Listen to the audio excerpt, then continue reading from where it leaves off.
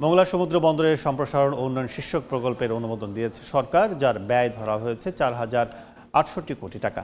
বিস্তারিত জানাতে বন্দরের জেটিতে আছেন সহকর্মী মাহমুদ হাসান, যাচ্ছি তার কাছে।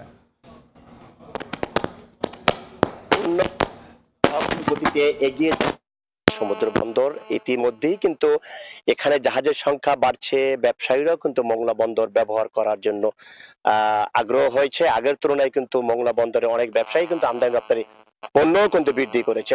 তবে এরই মধ্যে কিন্তু সরকার একটি বড় প্রকল্প কিন্তু উন্নয়ন এবং অগ্রগতির আরেকটি বড় প্রকল্প গ্রহণ করা হয়েছে। এই প্রকল্পে কিন্তু মংলা বন্দরে যে প্রকল্প গ্রহণ করা হয়েছে সেই প্রকল্পের ব্যয় দেওয়া হয়েছে 4,068 কোটি টাকা। তবে এই প্রকল্পে যে কার্যক্রমগুলো করা হবে মংলা বন্দর উন্নয়নের জন্য, সেখানে রয়েছে দুইটি কন্টেইনার জেটি নির্মাণ করা হবে। এছাড়াও পণ্য বোঝাই যে কন্টেইনার রাখার জন্য একটি ইয়ার্ড এবং খালি কন্টেইনার রাখার জন্য কিন্তু একটি ইয়ার্ড নির্মাণ করা হবে। এছাড়াও এই প্রকল্পের মধ্যেই কিন্তু রয়েছে যে ক্রেন দিয়ে মালামালগুলো আনা নেওয়া করবে, খালাস বোঝাই করা হবে। সেই ক্রেন কিন্তু প্রায় গেন্টি ক্রেন কিন্তু 4টি ক্রেন এখান থেকে ক্রয় করা হবে। তবে বন্দর কর্তৃপক্ষ আমাদের যে কথাটি জানিয়েছে যে সরকার কিন্তু বর্তমান সরকার বেশ কয়েকটি প্রকল্প কিন্তু গ্রহণ করেছে এই মংলা বন্দর উন্নয়নের জন্য।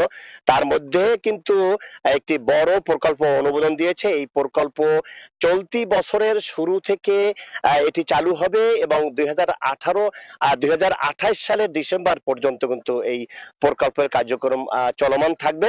এর মধ্যেই কিন্তু এই সব কিছু কমপ্লিট করে কিন্তু মংলা বন্দর উন্নয়নের একটা দ্বার প্রান্তে নিয়ে পৌঁছাবে। তবে এই প্রকল্পগুলো যখন শেষ হবে তখন কিন্তু এই মংলা বন্দরটা কিন্তু একটি আন্তর্জাতিক বন্দরে রূপান্তরিত হবে, যেটা বিশ্বের দরবারে একটি পরিবেশ বান্ধব বন্দরে রূপান্তরিত হবে।